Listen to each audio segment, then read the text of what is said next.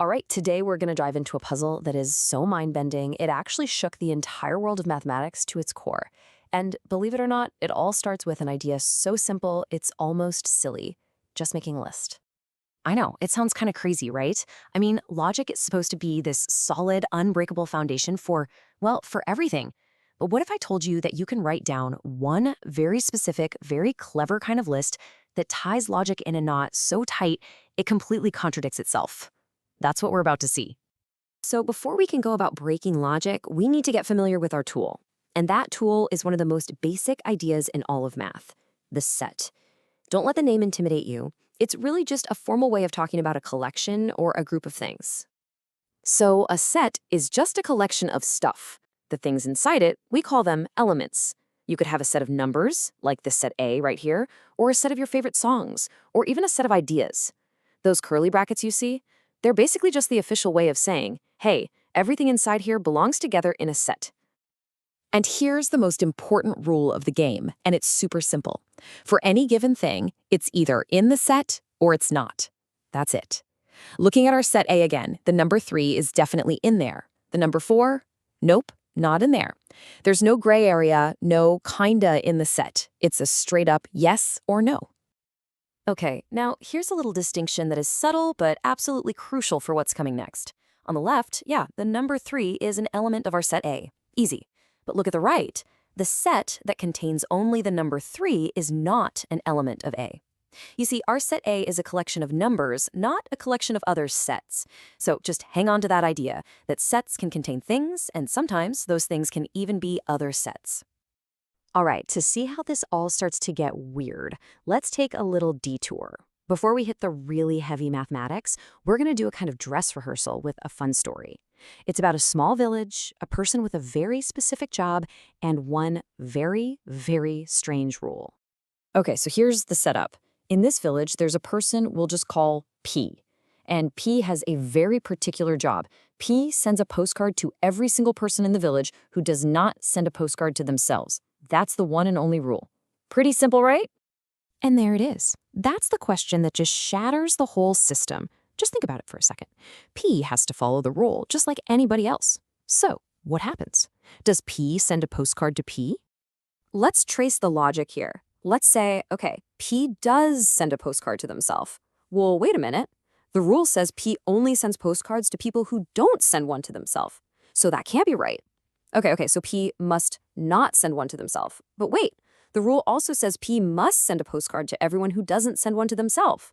So if P doesn't send one, P now fits the criteria, which means P has to send one. It's a perfect catch-22. Either choice you make leads to a complete contradiction. Now, that village puzzle is a fun little brain teaser for sure, but it's also a perfect stand-in for a real paradox discovered by the philosopher and mathematician Bertrand Russell. And this one didn't just confuse a village, it exposed a deep crack in the very foundation of mathematics. This is the real deal.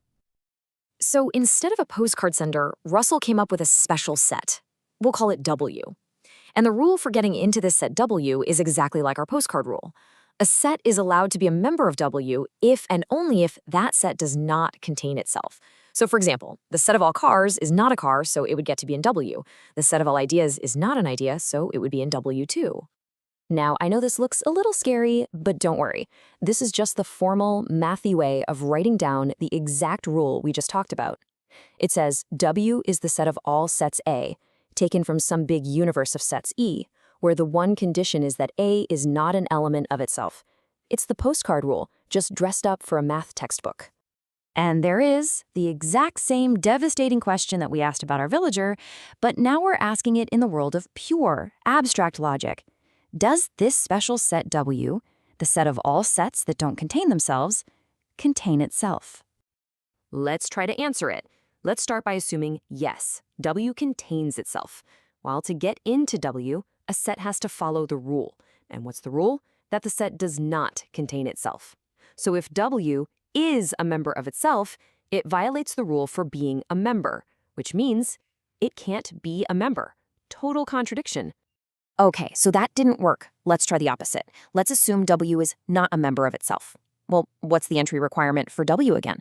Oh yeah, a set must not contain itself. So if W doesn't contain itself, It fits the rule perfectly. It meets the condition, so it must be a member of W. We're completely and utterly stuck. It's another perfect, inescapable contradiction.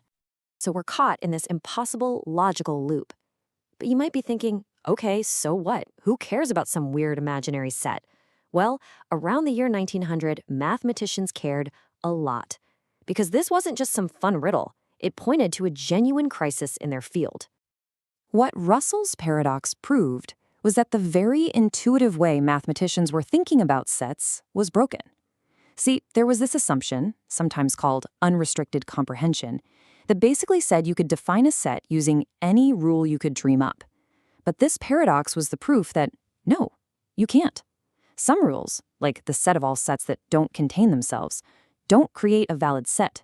They just create a logic-breaking impossibility. The chaos this caused actually forced mathematicians to create new rules for math itself. And this theorem is one of the results. In plain English, it means that a set of all sets cannot exist. Why does that fix things? Well, Russell's paradox only works if you assume you can start with a giant pool of all possible sets to begin with.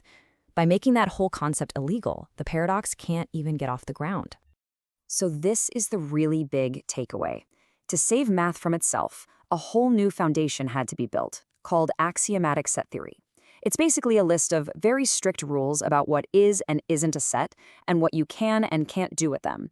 They had to officially declare that some ideas that sound totally simple, like the set of everything, are actually logical nonsense. The world of math couldn't be a free-for-all anymore. It needed a solid, carefully built foundation to avoid these paradoxes. And this is what's so wild about the whole thing. Russell's paradox shows that even when you start with the simplest building blocks and the most basic-sounding rules, you can stumble into these hidden, reality-breaking traps. And it leaves you with this really fascinating question. What other simple ideas, things we take for granted every day, might be hiding their own impossible puzzles, just waiting for someone to ask the right question?